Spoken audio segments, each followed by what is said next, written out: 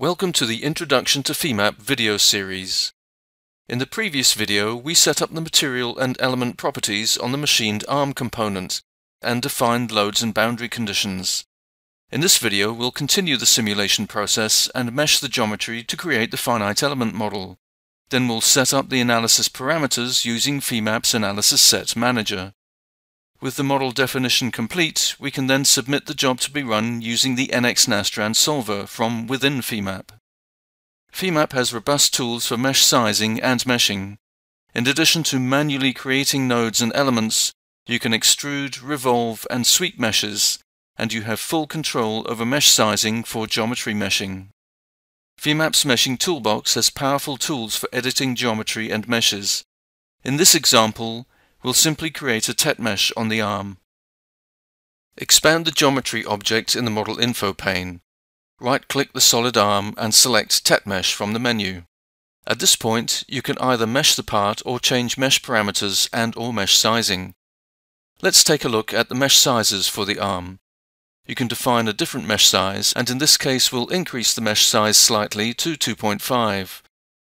We'll increase the number of elements around curves by lowering the max angle tolerance to 15, and deselect options for max size of small feature and suppress short edges.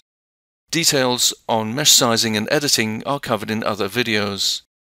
Click OK to set the mesh size and OK again to mesh the arm.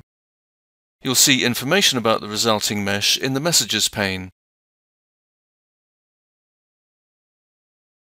We'll clean up the display by toggling off Geometry and Nodes, and by selecting the meshing icon, the meshing toolbox becomes visible. You can click on the Quality icon to visualize the quality of the mesh. Also, expanding the Quality tool displays the maximum value of the Jacobian, the comparison of the actual element shape to the ideal element shape for the element type. Before we analyze the model, let's change the color of the mesh to make visualization easier. On the View toolbar, select the View Style pull-down icon and select the Color with Property Colors command. Since the property color of the aluminum material is the same as the color of the elements, right-click the aluminum property in the Model Info pane and select Color. We'll change the color to a medium green.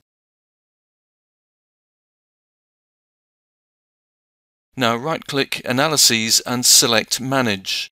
In the Analysis Set Manager dialog box, click the New button to create an analysis set.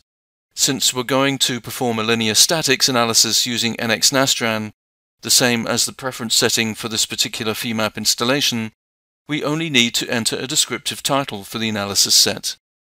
Once the analysis set is created, we'll expand the analysis set to view the master request and conditions tree along with its boundary conditions subtree. FEMAP has automatically assigned the load and constraint sets that we created in the prior steps as the constraints and loads for this analysis. By clicking the Analyze button, an NX-Nastran input deck is generated for this analysis, and the analysis monitor is automatically opened. This monitor displays relevant information about the current running analysis, and you have the option to change the display of the progress of the analysis to different sets of information. Once the analysis is completed, the results are automatically added to the FEMAP model, and you can close the analysis monitor at this point. In the next video, we'll move on and view analysis results in FEMAP and make use of some of the post-processing tools and the post-processing toolbox. Don't forget that in FEMAP's help system, you have access to a number of worked examples that you can step through, and there is a link to the FEMAP community where you can network with other FEMAP users and pose questions. There are also numerous other videos available that demonstrate FEMAP's capabilities, and these are available on the FEMAP website under FEMAP videos. To reach this page and for further information about FEMAP, visit siemens.com/plm/FEMAP.